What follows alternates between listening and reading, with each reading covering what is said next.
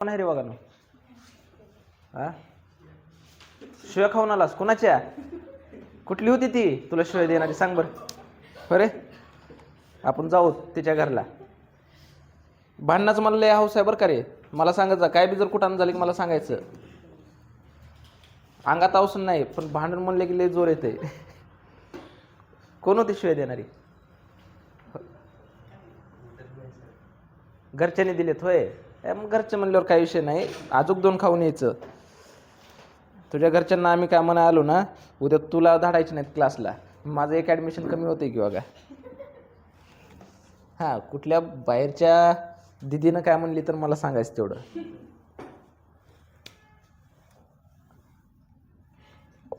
कुठल्या दिदी तर काय म्हणत नाहीत की तुला. हां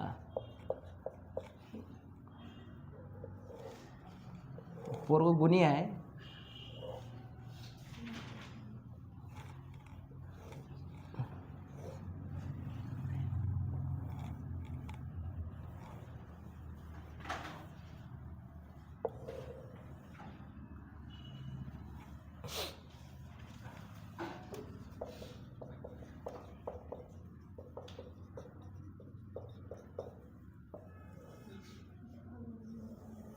चला ओढावडी करून घ्या पटपट. हां त्या पेजवर एकच आहे ना. हां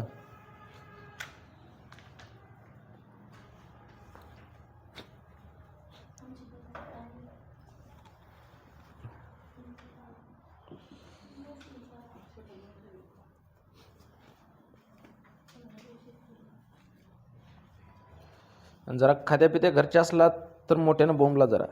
ती मागत करायच्या घरच्यात वाटते कधी कधी तर. तुम्हाला कधी खायला बी देतात का नाही की घरचे. आता तर ह्यानं शिव्या खाल्ल्या म्हणल्यास फुल एनर्जी ह्याच्याजवळ आहे की नाही. एक ताकद वेगळी येत असते शिव्या खाल्ल्यास.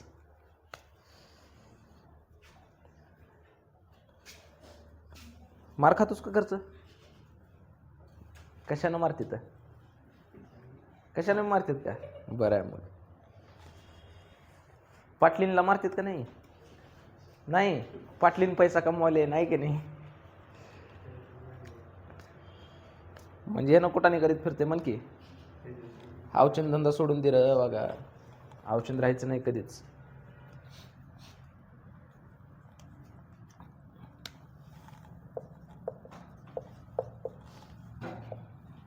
मी पण लय मार खाल्ला बाबा.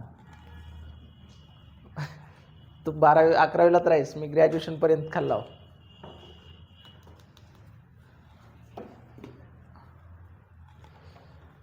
म्हणजे असं कशानं बी नाही. असं हातन चापट गालावर.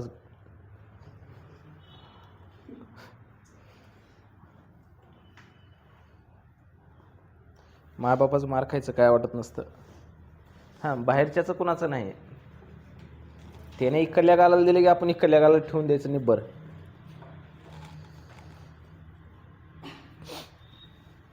चला झालं ओढावडी.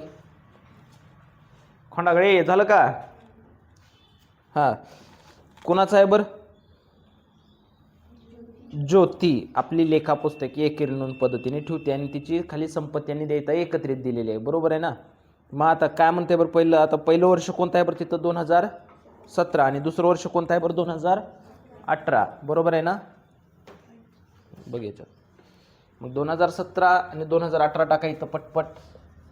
2017 2018. ती 1 एप्रिल 31 मार्च टाकायचं असेल तर टाका. टाकला तर चांगलीच आहे बरं का. इकडं पण 2017 2018. हे 2017 याचा अर्थ कोणतं कॉलम आहे बरं? ते सुरुवातीचं आहे. आणि 2018 याचा अर्थ ते नंतरचं आहे, शेवटचं अंतिमचं आहे. झालं पिंटोस?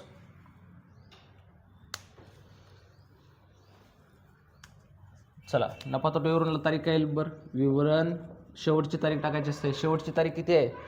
शेवटची 31 मार्च 2018 रोजी संपणाऱ्या वर्षाकरिता इथं टाकायचं. वरी नेहमी कधी पण तारीख नफा तोटा विवरणला शेवटची तारीख येत असते. टाका नंतर टाका. चला बघायचं आता क्वेश्चन. मग बरोबर आता पहिलं काय बरं तिथं संपत्ती आणि देयता एकत्रित दिले ना आपल्याला. मग आता सगळे अलग अलग करायचे. संपत्ती अलग करायची आणि देयता अलग करायचं. तर पहिलं पद काय सांगा बरोबर तिथं मला. आता ती मोबाईल बंद कर रे. काय? बँक शिल्लक. बँक शिल्लक काय असते? आपली संपत्ती. दाखवा मग संपत्तीला. बँक शिल्लक किती रुपये बर? 35,000 आणि 30,000.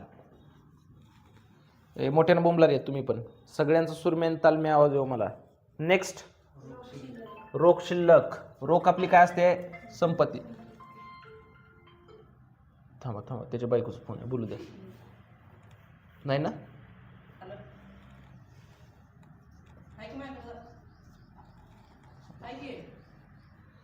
चला सांगा अमाऊंट किती आहे रोख शिल्लक? 14,000 10,000. ठेव भाऊ ठेव. हा नेक्स्ट ऋणको. ऋणको सुद्धा आपली काय असते? संपत्ती. पटपट पटपट ट्रान्सफर करून घ्यायचं. ऋणको किती रुपये अमाऊंट आहे बरं? 1,20,000 आणि 1,60,000. नेक्स्ट किती काय बरं? मालसाठा सुद्धा आपली काय असते? संपत्ती. मालसाठा किती किती अमाऊंट आहे बरं? 50,000 आणि 90,000. हा नेक्स्ट उपस्कर म्हणजे फर्निचर सुद्धा आपली काय असते? संपत्ती. उपस्कर 18,000 आणि सेमच आहे का? ओके. नंतर नेक्स्ट यंत्र किती किती आहे बरं? 90,000 आणि 1,20,000. 90,000 आणि 1,20,000. नेक्स्ट काय बरं? विविध धनको. धनको काय असते आपली? देयता. दाखवा धनको किती किती अमाऊंट आहे बरं? 32,000 आणि 50,000. नेक्स्ट प्राप्यपत्र संपत्ती असते. देयपत्र ही देयता. देय याचा अर्थ देणं बरं का. देय शब्द ध्यानात ठेवा. देय विपत्र बिलाचे देणं आहे. किती रुपये? 18,500 आणि 25,000. नेक्स्ट झालं. एवढंच आहे ना? आता याच्यानंतर काय करायचं बरं? आपल्याला टेली करून बघायचे आहे. म्हणजे भांडवल किती किती आहे ते बघायचं आहे आपल्याला. बघा बरं. भांडवल नेहमी कोणती बाजू जास्ती त्या बरं? संपत्ती. बघा संपत्तीमधून देयता वजा करून आलेल्या रकमेला आपण काय म्हणतो? भांडे. बरोबर आहे ना? बघा 2017ची किती अमाऊंट येते रे? पटशिरे सांगा. 35 आणि 14. 35 आणि 14 किती होते बरं? 3 आणि 1 4 म्हणजे 49,000. बरोबर आहे. लक्ष द्या इकडं कसं काढता. पण 1,20,000 आणि 50,000 म्हणजे किती होते बरं? 1,70,000. दोन दोनची बेरीज करून गेलोय मी. पुन्हा नंतर काय बरं आपल्याला? 18,000 आणि 90,000 ना. 18 90 किती बरं? 1,08,000. थोडे आकडे आहेत तरी सुद्धा येत नाहीत तुम्हाला. 0 0 3 आले जसं 9 आणि 8 17ला 7 परत हाचा 1 4 आणि 1 5 7 आणि 5 12ला 2 परत हाचा आला 1. बरोबर आहे. पुन्हा 3 3,27,000. कसं करावं की आणि कसं नाही की दोघंच लेकरं हुशार आहेत बाबा. हा नेक्स्ट आता अंतिमचं बघा बरं किती येते बेरीज. हे बघा 30 आणि 40. बरोबर आहे ना? 40,000 आणि 1,60,000 म्हणजे 2 लाख. 2,90,000. किती? 2,90,000. 2,90,000. पुन्हा नंतर किती आहे बरं? 18 आणि 1,20,000 आहे का रे? हा 1,20 30 1,38,000. 1,38,000. 0 0 0 8 9 3 12ला 2 परत हाचा 1 2 2 4 4,28,000. लिहा. तुम्हाला बेरीज वजा बाकी नाही संसार कधी करताव की राव. 3,27,000 आणि 4,28,000. मग आता त्याच्यातून तेच त्यांची रक्कम मायनस करायची. तर आता 2017ची बघा. अगोदर टोटल किती मायनस करायचे? 32 आणि 18,500 म्हणजे किती होते बरं? 30 40 50 500 म्हणजे 3,27,000 मधून किती मायनस करायचे आपल्याला? 50,000. मोठ्यानं बोंबला रे बोंबला. 0 0 10 मधून 5 गेले 5 हाचा 1 7 मधून 1 गेलं 6 पुन्हा 12 मधून 5 गेले 7 पुन्हा 3 मधून 1 गेलं 2 म्हणजे 2,76,500 येते का? पुन्हा नंतर ना अंतिमचा बाबावर टोटल किती मायनस करायचं अगोदर? 50 आणि 25 म्हणजे 75,000. तर बाबावर 4,28,000 मधून किती? 75,000 वजा 0 0 0 पुन्हा नंतर 8 मधून 5 गेले 3 हाचा 1 हाचा येत नाही सॉरी पुन्हा 12मधून 7 गेले किती 5, हाचा 1, 4मधून 1 गेलं 3, 3,53,000. 35,000 कसं काय म्हणालात? 3,53,000 आलं. आता आलेल्या रकमेला नाव काय द्यायचं म्हणतो आपण इथं? भांडवल. काय म्हणतो? भांडवल. म्हणजे हे 2,76,500 कोणतं भांडवल आहे बरं? सुरुवातीचं म्हणजे प्रारंभिक. आणि 3,53,000 कोणतं आहे? अंतिम भांडवल आहे. दोन्ही भांडवल लक्षात येतात ना? चला आता इकडे काय करायचं आपल्याला तयार? नफा तोटा विवरण. काय? नफा तोटा विवरण. फॉर्मॅट पार्ट आहे ना? सुरुवातीला कंपल्सरी काय घ्यायचंय म्हणतो? अंतिम भांडवल. त्याच्यामध्ये एकच पद प्लस ते म्हणजे उचल प्लस करून परत खाली रक्कम आणि त्याच्यातून किती पद मायनस करताव? 2. पहिलं कोणतं? प्रारंभिक भांडवल आणि दुसरं अतिरिक्त भांडवल. प्रारंभिक काढलाव, अतिरिक्त खाली समवायनीमध्ये असतं आपल्याला. चला मग आता फॉर्मॅटनुसार पहिलं काय घ्यायचंय बरं कंपल्सरी आपल्याला? अंतिम भांडवल. अंतिम भांडवल. हा अंतिम भांडवल दोन्ही पैकी कोणतं आहे बरं आपण काढलेल्या पैकी? 3,000. कसं करावं बा? 3,53,000. चहा पाव कमी खाऊन आला वाटतं आहे की नाही? त्याच्यामध्ये एकच पद प्लस होते म्हणताव. प्लस कोणतं? उचल. आता पद लिहिलं बरोबर आहे ना? मग आता बघा बरं, आता पुस्तकात किती वेळ समावून आहे बरं उचलची? पहिलीच आहे का? किती रुपये अमाऊंट आहे बरं? 33,500. मग दाखवा 33,500. काय करायचे त्याच्यामध्ये? प्लस का मायनस? प्लस. प्लस करून परत खाली किती येते बरं? 3,86,500 आलं.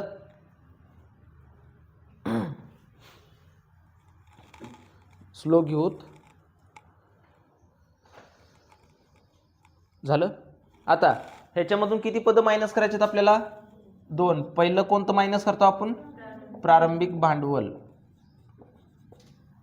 आणि दुसरं कोणतं करतो आपण? मायनस अतिरिक्त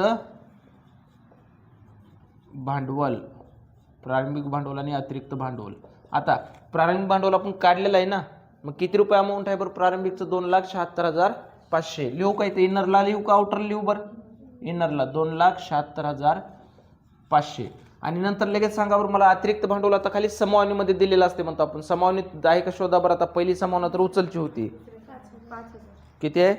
5,000. मग अतिरिक्त भांडवल लिहू का आता ह्याच्यात? 5,000. लक्ष द्या रे. मग आता मला सांगा प्रारंभिक भांडवल 2,76,500 आहे आणि अतिरिक्त भांडवल समवानात दुसरी समवाना होती ना? किती रुपये आहे बरं? 5,000. म्हणजे टोटल किती मायनस करायचे बघा बरं आता?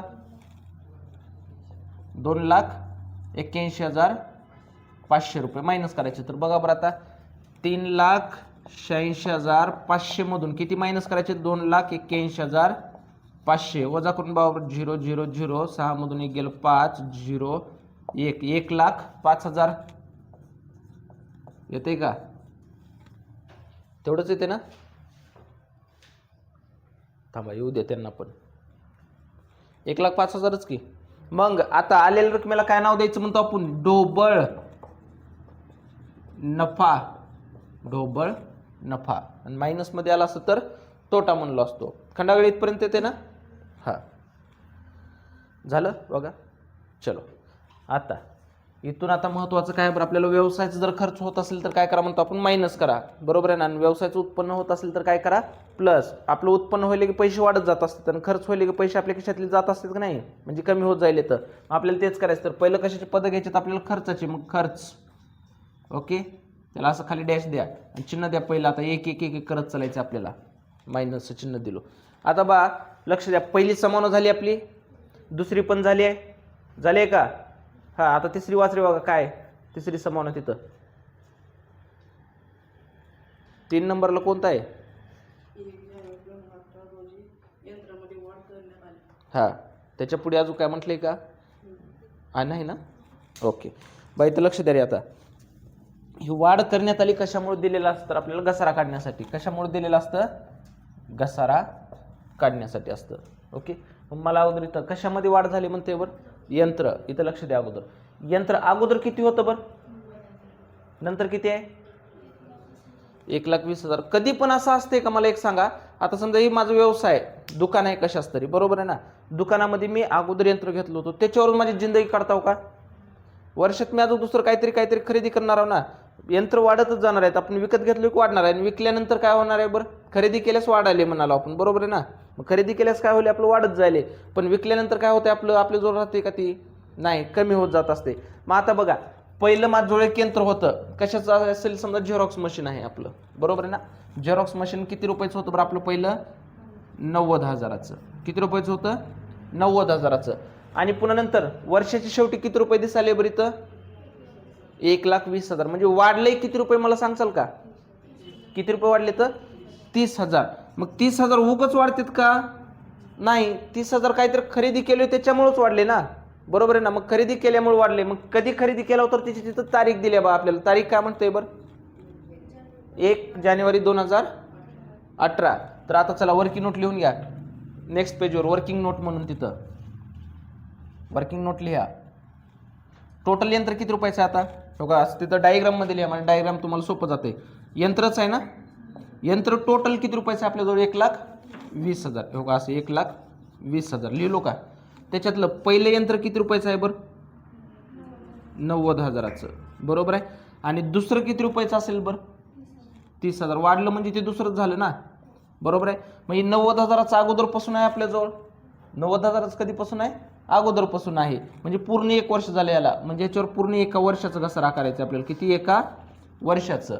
आणि ह्याची तारीख किती दिली आहे बरं तिथं? 30,000चं कधी खरेदी केला म्हणते नवीन यंत्र? वाढ कधी केला? 1 जानेवारी 2018. इथं मी तारीख टाकायला सांगितलं होतं बरं तुम्हाला. किती तारीख टाकला तुम्ही? 31 मार्च 2018 टाकला ना आपण, बरोबर आहे.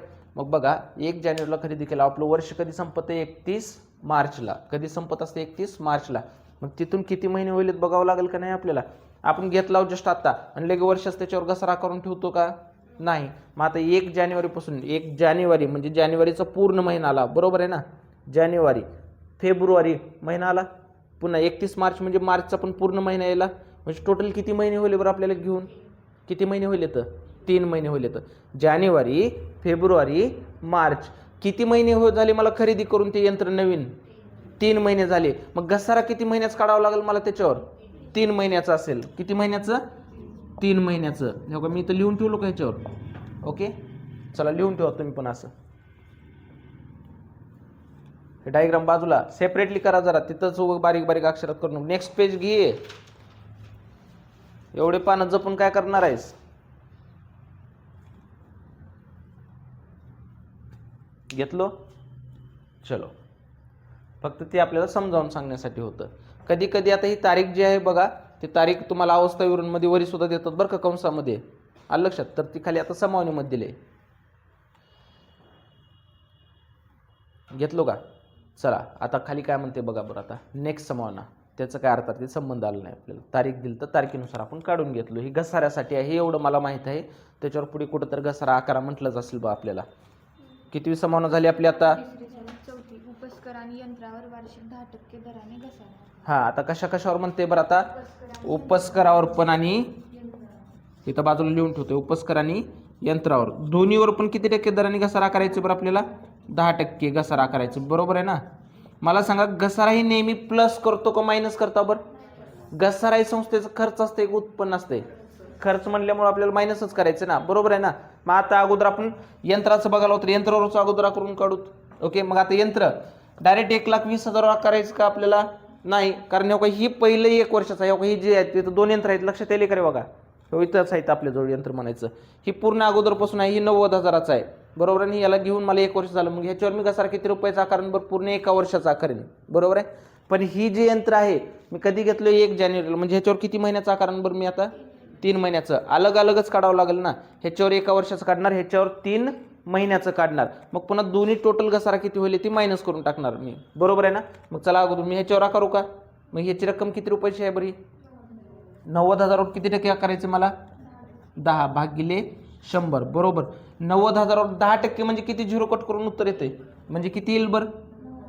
9,000. किती आलं? 9,000 आलं. आता पर्सेंटेजनुसार काढलेलं कधी पण 1 वर्षाचं असतं, ध्यानात ठेवा. टक्केवारीनुसार तुम्ही काय बी काढा. घसारा काढा, व्याज काढा, कमिशन काढा, कसर काढा. आलं लक्षात? कुठल्याही गोष्टी जर काढलात तुम्ही तर ती काय निघत असतं आपलं पूर्ण एका वर्षानुसार निघत असतं. मग निघालं आपलं 1 वर्षाचं ह्याच्यावर. आता कशावर काढायचं अजून परत ह्याच्यावर पण काढायचं ना आपल्याला. ही किती रुपयाची वस्तू आहे आपली? 30,000ची. मग ह्याच्यावर मला किती टक्के काढायचे अगोदर? किती टक्के? टक्के किती काढायचे? 10%. अगोदर 10% वर्षाचं काढल्याशिवाय महिन्यावर काढता येणार आहे का? नाही. तर गुणिले किती टक्के? 10 भागिले 100. बरोबर आहे का? इथं लक्ष द्या. 30,000वर 10% किती येते बरं? किती आलं? 3,000. जरा मोठ्यानं सांगा, सिरियसली तेवढं जाऊ नका. 30,000वर 10% किती आलं? 3,000. मी काय म्हणलो बरं, पर्सेंटेजनुसार कधी पण काही काढा तुम्ही, काही कधी पण एका वर्षाचं निघत असते, कधी पण एका वर्षाचं निघत असते. आपल्याला पूर्ण एका वर्षाचं घ्यायचं आहे का? नाही. मी तर लिहूनच ठेवली ना. ह्याच्यावर किती महिन्याचं काढायचं मला? 3 महिन्याचं. 3 महिने कुठून घेतलं मी? तिथं 1 जानेवारी म्हटल्यामुळे इथं 3 महिने आलं. मग मला किती महिन्याचं काढायचं ह्याच्यावर? 3 महिन्याचं. मग एका वर्षासाठी किती आले माझ्याजवळ? 3,000. तर 3 महिन्यासाठी तर गुणिले 3 एका वर्षात किती महिने असतात बरं? 12. म्हणजे भागिले 12 भागिले 12. ओके. आता बघा 3 1 3 3 चौक 12 भाग घातलो इथं. आता 4 1 4 7 28. बरोबर आहे ना? 30 मधून 28 गेले, राहिले किती?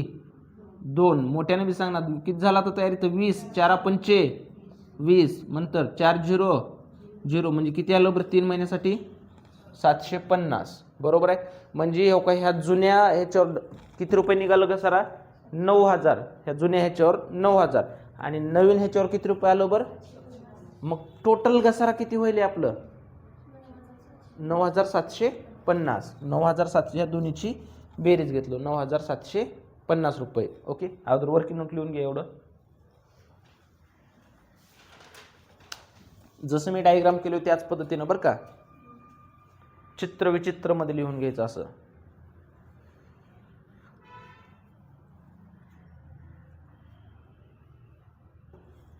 आणि 12वीला आपल्याला अशीच काढत चालायची, तर डायरेक्ट वर्षाची नसतेतच, महिन्यावर पण काढायची असते. तर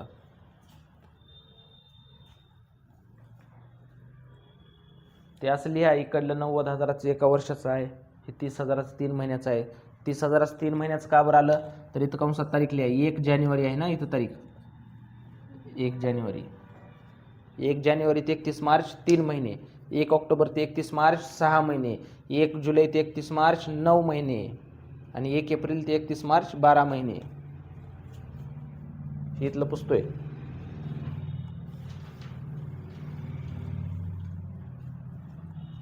केवढं एवढं लिहून घ्यायचं तुम्हाला. ओके.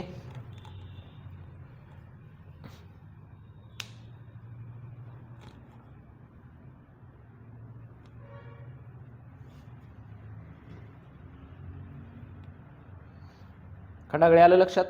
घसारा कसं काढलो? अलग अलग करता येईल ना? हां. मग आता झालं का लिहून? मला सांगा आता जुन्यावर किती आलं तर रिपीट एकदा. 9,000. बरोबर आहे ना? हे जुनं होतं म्हणून 9,000 आले ह्याच्यावर. आणि नवीन ह्याच्यावर किती रुपये चालू बरं? 750. म्हणजे टोटल घसारा आता किती रुपये होईल बरं आपलं? 9,750. घसारा संस्थेच काय असते? खर्च. मग खर्च म्हणल्यास प्लस करायचं का मायनस करायचंय? मायनस. किती टक्के घसारा बरं? 10%. कशावर पण? हा, 10% यंत्रावर घसारा. 10% यंत्रावर घसारा. आलं? मग आता इथं समान्यासाठी कंसात लिहायचे हो का? आता इथं पहिल्या याच्यावर किती रुपये आलं बरं? 9,000. आणि दुसऱ्या याच्यावर किती आले? 750. म्हणजे असं दोन्हीची बेरीज आउटरला किती आलं? 9,750. ओके. म्हणजे पहिल्या याच्यावरचे 9,000 आणि दुसऱ्या यंत्रावर किती रुपये? 750. म्हणजे असं दोन्हीची घसारा टोटल किती आलं? 9,750. कंसामध्ये लिहायचं असं. ओके. झालं बघा ना इथपर्यंत? हां. आता आणखीन आता एकावरच आकारलोय ना आपण. आता दुसरं कशावर आकारायचं राहिले बरं आपलं? आता उपस्कारावर पण घसारा आकारल्यानंतर घसारा संस्थेच खर्च का उत्पन्न? खर्च तर प्लस करायचं का मायनस करायचंय? मायनस करायचंय. मग आता किती टक्के येते बघावं लागेल ना आपल्याला. आता इथं लक्ष द्या बघा हो का, जसं इथं यंत्र अलग अलग किमती होत्या, बरोबर आहे ना? मग आता इथं उपस्कार बघा, अगोदर किंमत किती होती, नंतर पण किंमत किती आहे? म्हणजे गेल्या वर्षी जी किंमत तेवढीच होती आणि आता बी तेवढीच आहे. याचा अर्थ आपण खरेदी केला का अजून नवीन? विकला तर का? नाही, म्हणजे हीच आहे 18,000ची वस्तू आणि हीच शेवटपर्यंत आपल्याला जोड आहे, बरोबर आहे ना. म्हणजेच कोणत्या रकमेवर आकारायचं आपल्याला? शेवटच्या रकमेवर. कोणत्या? शेवटच्या. मग काढा मग तिथं वर्किंग नोटमध्ये आता कशावर? उपस्करावर घसारा लिहा तिथं. उपस्करावर घसारा किती किती रुपयेवर? 18,000 गुणिले किती टक्के? 10 भागिले 100 बरोबर किती येते बरं? 1800 म्हणजे 1800. आलं का? मग 1800 रुपये घसारा प्लस का मायनस? मायनस. किती टक्के? 10%. कशावर बरं? उपस्करावर घसारा. उपस्करावर घसारा किती बरं? 1800. कळकाले तर ना? हा,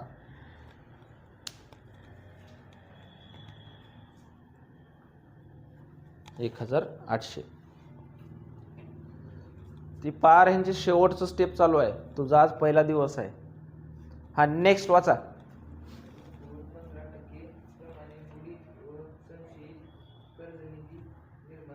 हा, कशावर म्हणते बरं? ऋणकोर किती टक्के बरं?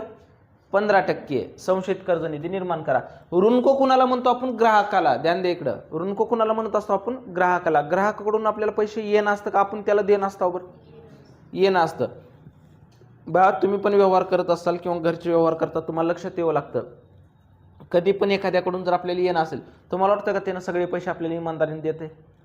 कुणी ना कुणी पैसे 10 ग्राहकामधले एखादं तर गिराईक बुडवतं का? नाही, आपलं पैसे बुडवते ना. म्हणजे तेच मला टोटल ग्राहकाकडून गेल्या वर्षी किती यायचे होते? 1,20,000. आता वाटाले किती? 1,60,000. आणि आपण टक्केवारी नेहमी कोणत्या रकमेवर काढत असतो म्हणतो? शेवटच्या रकमेवर. मग शेवटी किती रुपये रक्कम आहे बरं? 1,60,000 आहे. किती रुपये? 1,60,000. मग त्याच्यातले मला बुडतील असं किती वाटाले बरं? किती टक्के? किती टक्के बुडतील म्हणाले क्वेश्चनमध्ये? किती टक्के बुडतील? 15% बुडतील असं म्हणाले, बरोबर आहे ना. मग आता कोणत्या रकमेवर तिथं लिहा वर्किंग नोटमध्ये? ऋणको. ऋणको शब्द लिहा. आता ऋणकोच्या कोणत्या रकमेवर काढायचे आपल्याला? शेवटच्या. शेवटची रक्कम किती रुपये आहे? 1,60,000 गुणिले किती टक्के बरं? 15 भागिले 100 बरोबर. टोटल माझं आता यावर्षी येणं किती आहे? 1,60,000. त्याच्यात डाऊट किती आहे मला? 15% बुडतील वाटाले. मग आता बघा बरं, 15% म्हणजे नेमकं किती बुडतील? 2 0 कटले, 2 0 कटले. भागाकार करता येते ना. आता बघा, आता गुणाकार चालू झाला. आता 15 0 0, 15 0 0, 15 सक्की 90ला 0, परत हातचे आले 9, 15 1 15 आणि 9, 15 9 24. 24 येते का? म्हणजे 24,000 रुपये. माझे टोटल येणं किती आहे बरं? आता टोटल येणं किती आहे? 1,60,000. पण त्याच्यात बुडतील किती म्हणाला मी? 24,000. बुडल्यानंतर आपलं खर्च का उत्पन्न बरं? खर्च म्हटल्यास प्लस करचाल का मायनस करचाल? मायनस. गुड. करा मग ह्याच्यातून मायनस. किती टक्के बुडणार आहेत बरं? 15%. कशाचे? संबुक. 15% संबुक. संशयित बुडीत कर्ज निधी अर्थ होते बरं का त्याचं. पूर्ण शब्द लिहिला तरी चालतंय. संशयित बुडीत कर्ज निधी. ओके. किती रुपये अमाऊंट आहे बरं? 24,000. मी मायनस करून बाकीची रक्कम घ्यायला का नाही? टक्केवारी काढून डायरेक्ट ती रक्कम घ्यायला बरं का. 15% संबुक. संबुक याचा अर्थ काय? संशयित बुडीत कर्ज निधी. किती आलं? 24,000 झालं. आता नंतर नेक्स्ट समान वाचा बरं.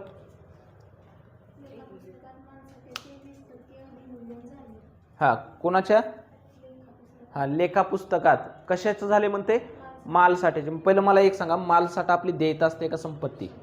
संपत्ती असते, बरोबर आहे ना. काल मी सांगितलं होतं अवमूल्यन आणि अधिमूल्यनचे अर्थ. अवमूल्यन याचा अर्थ चुकून घट झालं आणि अधिमूल्यनचा अर्थ काय? चुकून वाढ झाले. आणि जेव्हा जेव्हा तुम्हाला अवमूल्यन आणि अधिमूल्यनवर जर क्वेश्चन जर आलं तर तेव्हा जसं आपण टक्केवारी काढताना छेदस्थानी 100 घ्यायला, अंश छेद कळते की रे बघा. डॅशच्या वरच्याला काय म्हणतो आपण? अंश. खालच्याला छेद म्हणत असतो. कधी पण टक्केवारी काढताना आपण छेदस्थानी 100 घेतो. पण जेव्हा अवमूल्यन आणि अधिमूल्यन म्हणतात तेव्हा आपल्याला 100 कुठे घ्यायचे? अंशस्थानी. कुठे घ्यायचे? अंशस्थानी म्हणतो. मग कशाचं झाले? मालसाठा. तर लिहा मग इथं मालसाठावरी. मालसाठा लिहा वर्किंग नोटमध्ये. म्हणजे प्रत्येकाच्या अमाऊंट्स आपण कशी काढावं ते लक्षात राहावं. मालसाठा. मालसाठ्याचं अधिमूल्यन झाले, मान्य आहे. पण कोणत्या रकमेचं झाले बरं? कधी पण कोणत्या रकमेवर काढतो आपण? शेवटच्या. मग मालसाठा शेवटी किती रुपये होती बरं? 90,000. तर 90,000 गुणिले 100 भागिले किती येईल बरं? आता चुकून वाढ झाली ना, 120 भागिले 120. 20 न वाढले. माल साठा डॅश त्याच्या पुढे लिहा असं 20% अधिमूल्यन आहे ना, अधिमूल्यन. माल साठा 20% अधिमूल्यन. मग आता त्याचं उत्तर कसं काढावं बघ आपण. आता 12चा पाडा येते का? येते ना. हो का, 1 0 कटला, 1 0 कटला, इकडलं कटवा ना कुठलं कटवा जमतंय. आता 12चा पाडा हो का, 12 1 12, 12 7 84, 12 7 84, 12 8 96, पुढे जाईल ना. म्हणजे आपल्याला इथं 12 7 84. मग मला सांगा 90 मधून 84 गेले, राहिले किती बरं? 6. म्हणजे आता इथं किती तयार झालं बरं आपलं? आता 60 झालं ना. आता 12 1 12, 12 5 60. मग आता इथं किती झिरो आहेत बरं? 2 झिरो आहेत ना. मग 2 झिरो जशाच तसं दिलो तर इथं किती होते? 7500 गुणिले किती आहे बरं अजून? 10. बरोबर किती येते बरं आता? 7500 गुणिले 10 किती? 75,000. घ्या अगोदर. 7500 गुणिले 10 किती आलं आपलं? 75,000 झालं. आलं का बघा. मग आता बघा इथं अमाऊंट लगेच पटशिऱ्या घ्यायचं नाही ती, तर इथं लक्ष द्यायचं. अगोदर किंमत किती होती बघा मोठ्यानं? अगोदर किती? 90,000. आता किती म्हणते? दोन्हीमध्ये फरक किती रुपयाचा येईल बरं बघा? किती रुपयाचं? चुकू दे रे, सांगा. 15,000चा फरक किती रुपयाचा येईल? 15,000चा. मग तिथं लिहा असं 15,000. फरक किती रुपयाचं येईल आपलं? 15,000. 15,000 कुठून आलं लक्षात येते ना. अगोदर किंमत किती होती? 90,000. आता किती म्हणते? 75,000. म्हणजे दोन्हीमध्ये फरक किती रुपयाचं आलं? 15,000 रुपयाचं. किती रुपयाचं? 15,000 रुपयाचं. मग आपला अर्थ काय म्हटलं होतं बरं? अधिमूल्यन. अधिमूल्यन याचा अर्थ चुकून वाढले होते ना. काय झालं तर चुकून वाढले होते. किती वाढलेत बरं? 20%. म्हणजेच 15,000 रुपये. 20% म्हणजेच किती आलं आपलं? 15,000 रुपये वाढले होते. काय झालं ते? वाढले होते. मग चुकून वाढले होते. मग आता काय करायचं आपल्याला? कमी करायचे ना. चुकून वाढल्यास काय करायचे? कमी करायचे. मग कमी म्हटल्यास संपत्ती घटाली आपली. संपत्ती घटाली. मग आपलं खर्च का उत्पन्न बरं? खर्च. तर खर्च म्हणल्यास प्लस का मायनस? मायनस. लिहा इथं 20%. 20%च ना. कशाचे बरं? हां, माल साठ्याचे. 20% माल साठ्याचे अधिमूल्यन. अधिमूल्यन 20% माल साठ्याचे अधिमूल्यन. किती रुपये फरक? 15,000. हा, नेक्स्ट झालं. एवढंच आहे का? बघा बरं आता.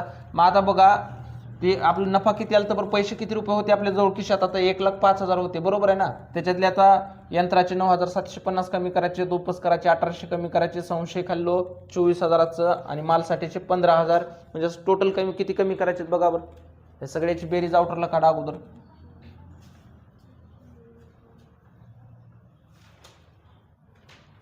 इथलं पुसू का?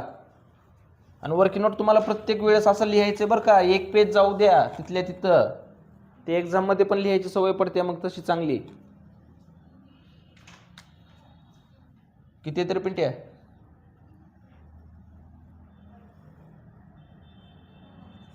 39,000, 9,750, 1,800, 0 5 7 7 14 आणि 15ला 5 हातचा 1 9 9 18 19 20ला 0 2 3 50,550. बरोबर आहे ना.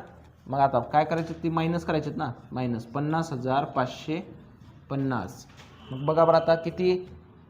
1,05,000 मधून ना 50,550 वजा करून बघा. 0 10 मधून 5 गेले 5 हाचा 1, 10 मधून 6 गेले 4, परत हाचा 1, 5 मधून 1 गेलं 4, हाचा येत नाही आता पुढे. पुन्हा अजून 10 मधून 5 गेले, राहतात किती बरं? 5. म्हणजे किती आलं आपलं? 54,450. ह्याला नाव काय देतो आपण आता? शुद्ध नफा. काय म्हणतो त्याला? शुद्ध नफा. 54,450.